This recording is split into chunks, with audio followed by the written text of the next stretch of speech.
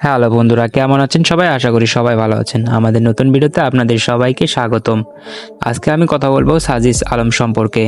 সাজিস আলমের জীবন কাহিনী ও অজানা সকল তথ্য তুলে ধরবো এই ভিডিওতে। তো তার সম্পর্কে জানতে অবশ্যই ভিডিওটি শেষ পর্যন্ত দেখুন।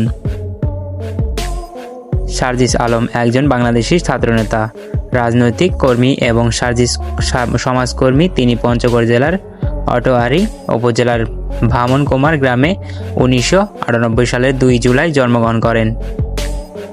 শিক্ষা জীবন: তিনি বিএ শাহীন কলেজ ঢাকা থেকে উচ্চ মাধ্যমিক সম্পন্ন করেন। পরে ঢাকা বিশ্ববিদ্যালয় প্রাণী বিদ্যা বিভাগ থেকে স্নাতক ও স্নাতকোত্তর ডিগ্রি অর্জন করেন। রাজনৈতিক ও সামাজিক ভূমিকা: সার্জিস আলম 2024 সালের কোটা সংস্কার আন্দোলনের অন্যতম সমন্বয়ক হিসাবে জাতীয়তাভাবে পরিচিতি লাভ করেন। এই আন্দোলন পরবর্তীতে রাজনৈতিক পরিবর্তনে বড় ভূমিকা রাখে। তিনি জাতীয় নাগরিক পার্টির কেন্দ্রীয় আহ্বায়ক কমিটির মুখ্য সংগঠক উত্তর অঞ্চল হিসেবে কাজ করেন। ব্যক্তিগত জীবন: 2025 সালের 31 জানুয়ারি তিনি বিবাহ বন্ধনে আবদ্ধ হন।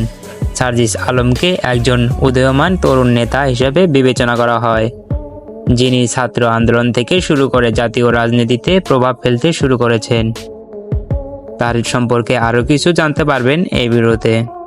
রাজনৈতিক কার্যক্রম: জাতীয় নাগরিক পার্টি এনসিপি। সার্জিস আলম বর্তমানে জাতীয় নাগরিক পার্টির এনসিপি মুখ্য সংগঠক উত্তরাঞ্চল হিসাবে দায়িত্ব পালন করছেন।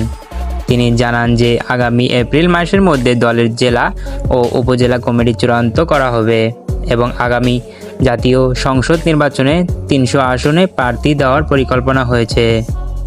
সাম্প্রতিক ঘটনা: গাড়ি বহন নিয়ে সমালোচনা।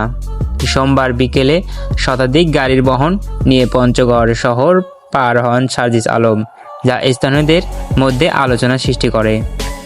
সার্জিস আলমের ব্যক্তিগত মতামত: চাকরিতে প্রবেশের বয়সসীমা: সার্জিস আলম সরকারি চাকরিতে প্রবেশের বয়সসীমা 35 করার বিপক্ষে মত দিয়েছেন এবং 32 বছর পর করার পক্ষে মত দেন।